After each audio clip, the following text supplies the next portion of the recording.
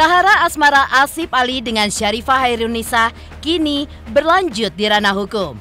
Asip Ali pun melaporkan Syarifah ke Polda Metro Jaya dengan tuduhan telah melakukan pidana pencemaran nama baik.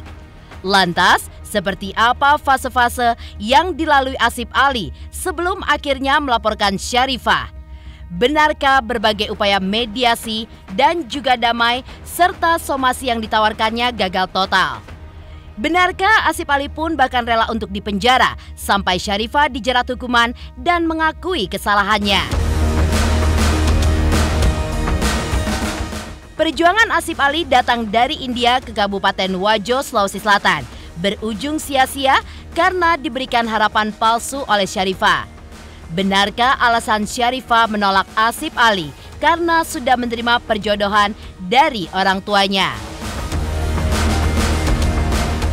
Pemirsa, bersama Intens Investigasi, kami hadirkan kabar terkini, terpercaya, dan teraktual. Tetapi sebelumnya, jangan lupa untuk like, subscribe, dan juga share channel YouTube ini.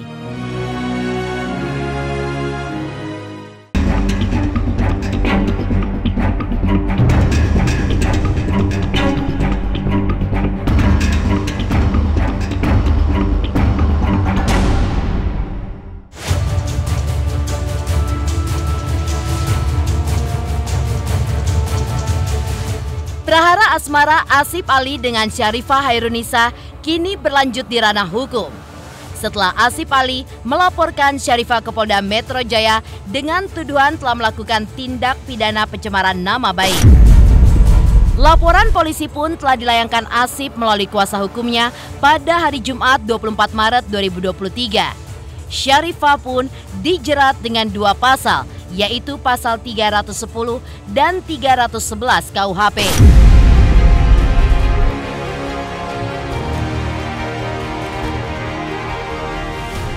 Kemarin Asip sudah lapor ke atas pencemar baik karena ada satu podcast di mana mereka pernah berkata tentang satu chat yang screenshot. Itu bukan chat dia dan itu bukan screenshot dia juga, tapi chat itu vulgar yang Asip gak terima, udah sakit hati, dia udah kurban bayinya, dia udah jauh-jauh datang sini, masa dia sekarang mau fitnah juga daripada minta maaf.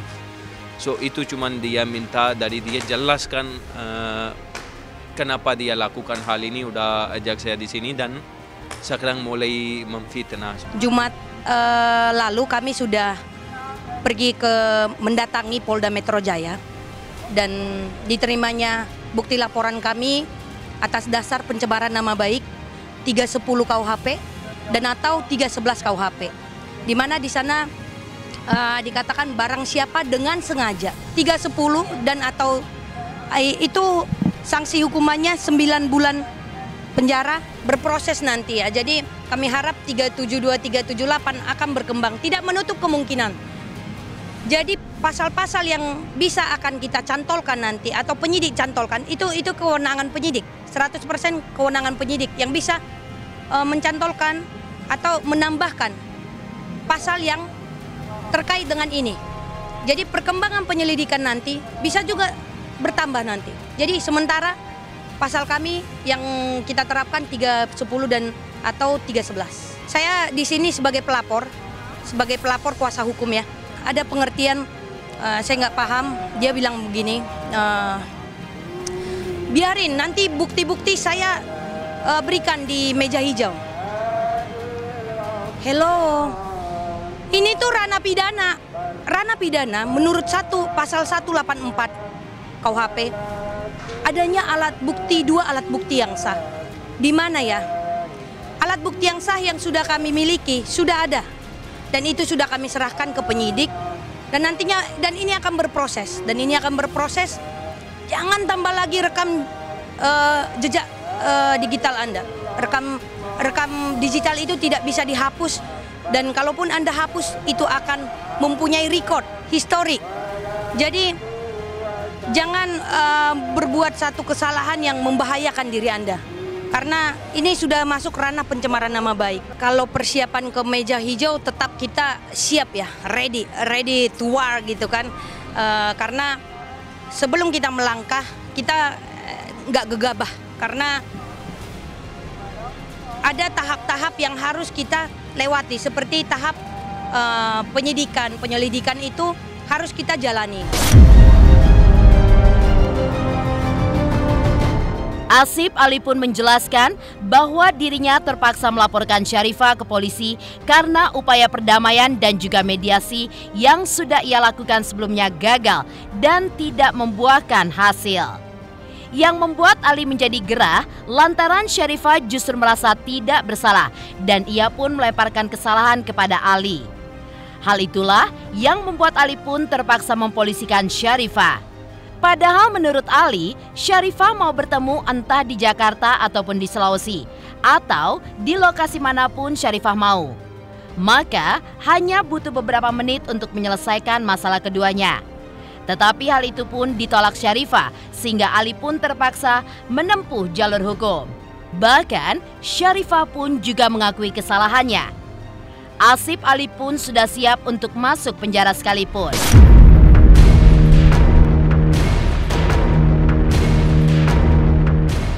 Kata dia kalau mereka mau, ini masalah selesai dalam sejam aja bisa, sehari aja bisa selesai masalah ini. Cuman mereka gak mau ketemu, gak mau bicara, gak mau selesai. Padahal udah berapa minggu di Jakarta gak mau ketemu. Cuman minta jawab, satu aja ketemu, duduk, bicara, udah selesai. Itu aja susah buat mereka. Kata dia, kalau dia merasakan dia gak salah, udah dia bisa ketemu dimanapun dia mau. Lokasi dia yang kasih tahu kita aja, kita ke sana, ketemu di depan, bisa selesai dalam 1 jam masalah ini. Kemarin sampai-sampai saya suruh lawyer saya sebelum laporan ke pengacaranya, kalau dia gak bisa datang ke Jakarta, mungkin ada masalah kah, jauh kah, nggak mau datang ke Jakarta lagi, gak apa-apa kita ke Makassar. Bukan kita merasa kita yang salah makanya kita ngajar-ngajar. Cuman gak mau panjang banget masalah ini, udah cukup panjang. So selesai aja. Tapi setelah itu dia yang komen apa? Kan saya gak salah, mereka yang salah makanya mereka ngajar-ngajar. Bukan kita salah ngajar tapi kita mau selesai. Malah dia jadi kepala besar. Kalau orangnya masih kayak keras kepala, gak merasa salah, gak merasa dia udah rusakkan hidup orang lain gara-gara cuman iseng aja. Dia siap untuk lanjut. Dia bilang sampai sini, kalau saya masuk penjara aja saya gak takut karena sisanya hidup saya apa, cuman susah. Mending kalau saya gak salah, saya akan maju. Tapi kalau dia merasa saya salah, sampai saya akan maju walaupun saya masuk penjara gak apa-apa.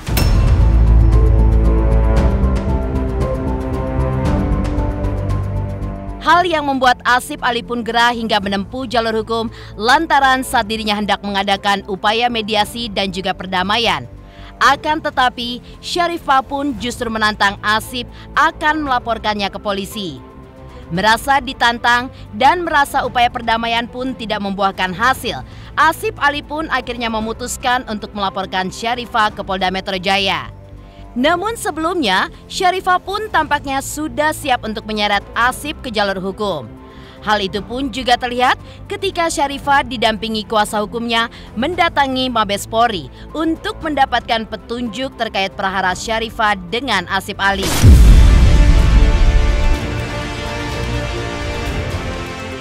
Nona Syarifah ini tidak ada lagi untuk jalan berdamai, sehingga memang dia sudah mungkin menerima dengan challenge-nya dia, dan kami sudah melaporkan Nona Syarifah dan mungkin prosesnya akan seminggu ke depan. Biasanya sih seminggu, 2 minggu nanti akan diperiksa saksi-saksi dari kita, lalu saksi-saksi dari mereka. Saksi itu adalah, perlu diketahui definisi saksi itu adalah yang melihat, mendengar dan yang merasakan. Sehingga saksi kalau memang benar-benar mengetahui bagaimana itu kejadian yang sebenarnya, dia harus bersaksi pro justice. Jadi untuk keadilan dia harus mengatakan kebenaran yang sebenarnya. Jadi rencana kami, pihak yang saksi dari kami mungkin Akas dan kakak laki-laki dari Syarifah. Kalau mungkin dia mengatakan, oh nggak bisa, itu bisa karena dialah yang mengundang saudari Ali untuk datang ke Indonesia. Dan kami punya bukti. Kami punya bukti. Masih dia klarifikasi sana sini dan gak mau selesaikan masalah sampai dia chat sama Asif, ancam saya mau lapor ke kamu gitu. Daripada selesai masalah mau nambah gitu. Message मेरे में मौजूद है। उसने क्या कहा मैसेज में कि इंडोनेशिया छोड़ के चले जाओ। वो कहती है कि यहाँ पे मत रहो।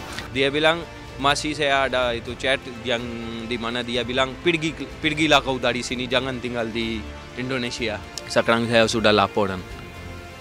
Sampai sekarang pun dia gak mau ngalah atau gak mau berbicara katamu. Nanti akan kalau saya salah, saya siap untuk resikonya. Kalau kamu salah, kamu tanggung semuanya. Bukan hanya persoalan cinta, perasaan, segala macam. Ini ada persoalan hukum di sini, ada indikasi hukum di sini.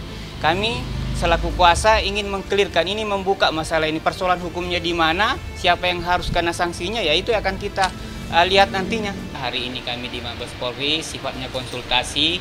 Kami sampaikan bahwa ada permasalahan begini, apakah ini menyangkut pidana umum, apakah ini menyangkut kejahatan cyber, apakah ini menyangkut kejahatan internasional. Ya sifatnya diskusi panjang tadi, makanya agak lama. Kami juga sudah mendapatkan petunjuk arahan dalam waktu dekat. Kalau misalkan memang dibutuhkan ya segera kita ajukan laporan resmi. Arahnya ya banyak macam-macam. Apakah itu ini indikasi kejahatan cyber. Kasusnya orang seperti ini bagaimana? Kalau misalkan memang bahwa harus ini adalah perbuatan pidana umum, ya silakan kita lapor pidana umum. Kalau ini kejahatan cyber, ya kita masuk ke cyber. Kalau ini adalah sebuah kejahatan internasional, ya regulasi mekanisme laporannya itu akan kita jalani. Indikasi-indikasi bahwa Nisa intinya diajak menikah atau dipaksa menikah, kabur, diminta untuk sama-sama menikah. Kabur. Kalau kaburnya sih ya sudah terjadi, sebenarnya kemarin diminta kan.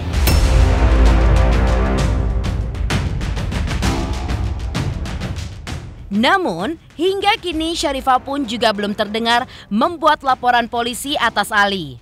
Sebelum resmi membuat laporan polisi atas Syarifah, Asif pun sudah menempuh 2 kali somasi.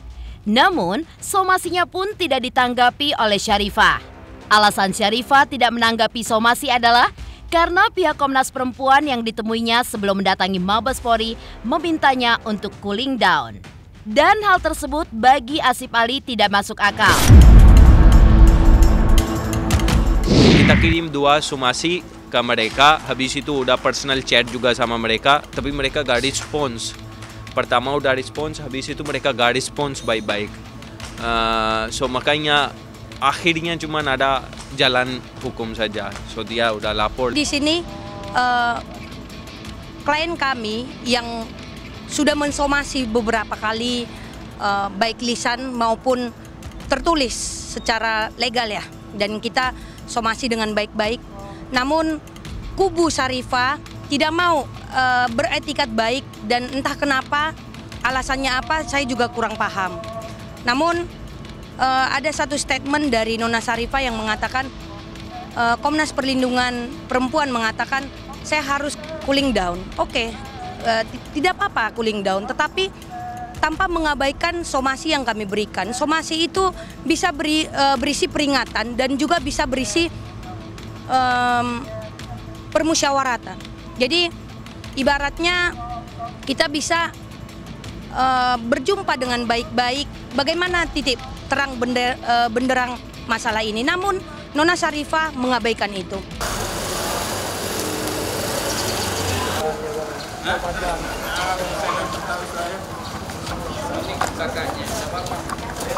Mengadukan permasalahan ini di Komnas HAM ya, karena Komnas Perempuan ya, karena kan Nisa ini adalah wanita Indonesia, perempuan Indonesia. Apa yang dialami selama ini kami sudah melihat bahwa ini butuh perlindungan.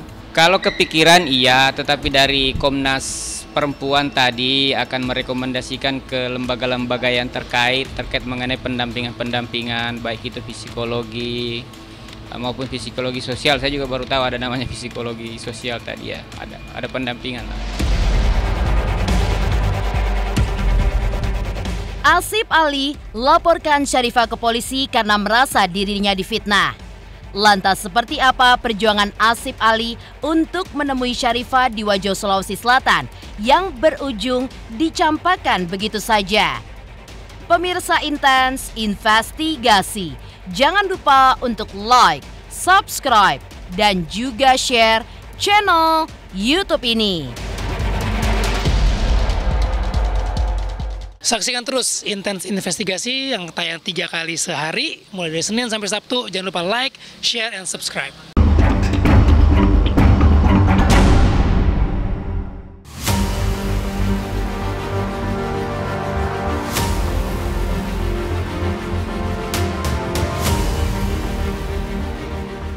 Merasa difitnah dan dilaporkan ke polisi, Asif Ali yang datang dari India ke Kabupaten Wajo untuk meminang Syarifah harus berujung sia-sia karena diberi harapan palsu.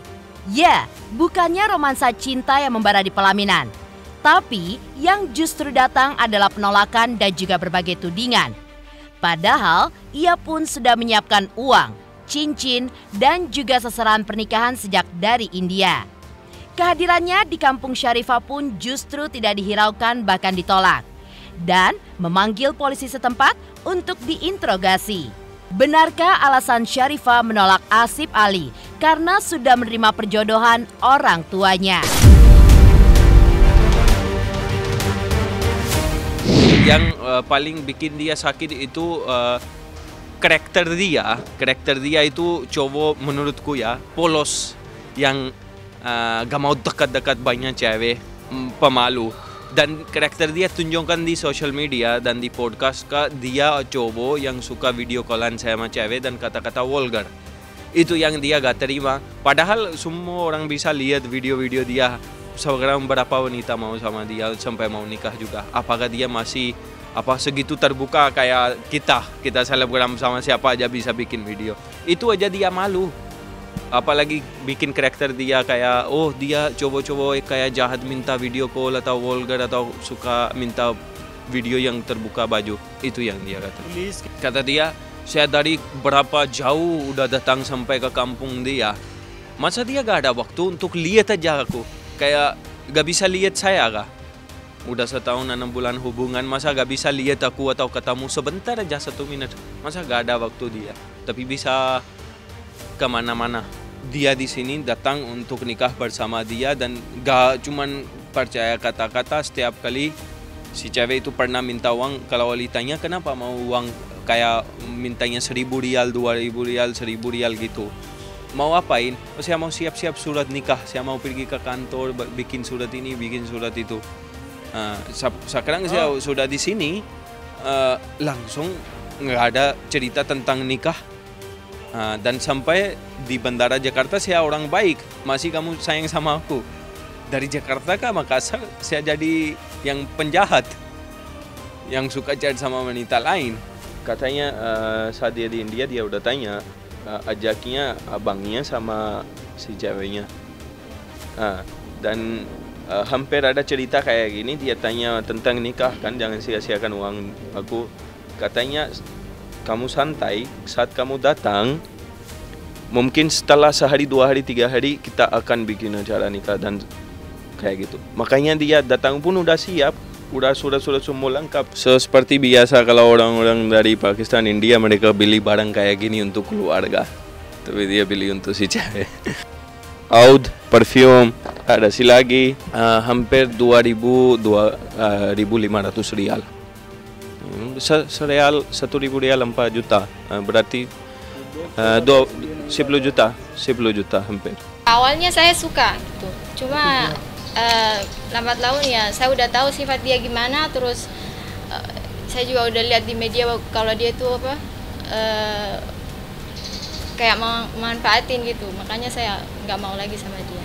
Intinya saya udah nggak mau sama Ali, soalnya saya harus nikah sama pilihan orang tua saya. Iya. Iya. Keputusan Nisa sudah bulat bahwa dia akan menikah dengan calon suami pilihan orang tua.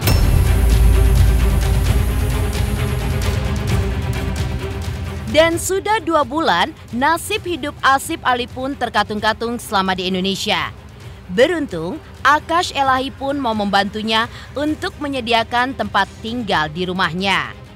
Ali yang malu pulang ke India karena image-nya telanjur jelek, berniat untuk mencari nafkah di Indonesia. Karena itulah, ia pun akan memperpanjang visa kerjanya selama 1 tahun yang tengah diurus oleh Akash. Sembari ia pun menyelesaikan masalahnya dengan Syarifah.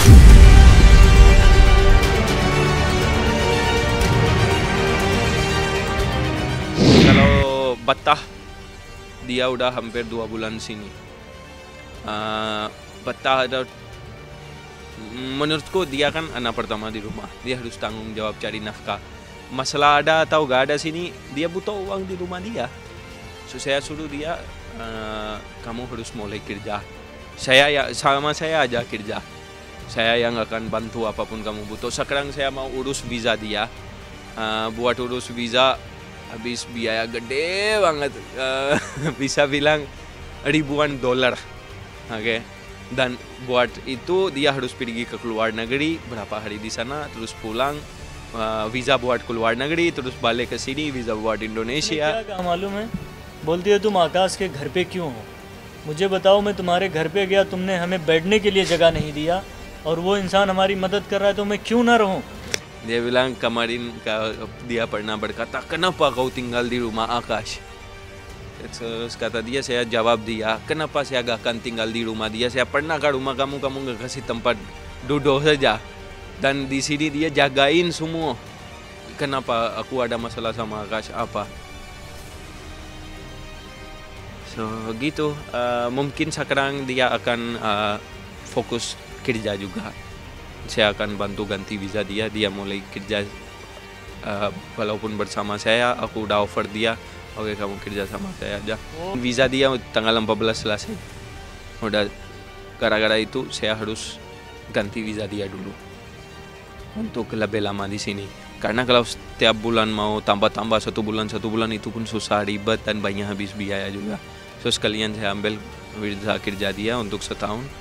So habis selesai masalah dia bisa sekalian kerja juga. Si klarifikasi dia udah bilang jelas-jelas dia gak mau nikah. Kamu mau pulang, mau di sini, terserah kamu, gak usah ganggu aku. Saya pernah ambil uang atau saya gak pernah ajak dia untuk nikah. Saya ajak dia untuk kembalikan uang. Gak masuk akal saya. Uang kalau 9 juta, dia beli tiketnya 20 juta untuk ambil uang di bandara 9 juta. Gitu, memikirkan apakah dia terlalu gak punya otak atau gak nyambung ceritanya. Gak mau kembalikan uang di bandara. Uangnya 9 juta, contoh kata dia kan. Dia beli tiketnya berapa? 20-30 juta untuk kembalikan uang 9 juta. Gak ada. Saya pengen mau buka itu chat-chat yang ada, tapi saat saya minta izin dari dia, dia bilang nggak boleh. Soalnya kurang etik kalau kita buka app orang, apalagi ini chat privasi mereka berdua kan.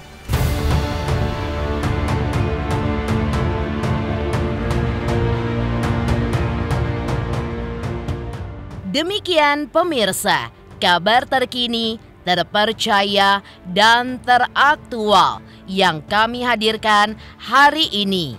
Saksikan terus Intens Investigasi setiap hari Senin sampai dengan Sabtu, tayang 3 kali sehari, yaitu pada pukul 11 siang, 3 sore, dan 7 malam, hanya di YouTube channel. Dan pastikan jangan lupa untuk like, subscribe, share, dan juga komen channel Intens Investigasi.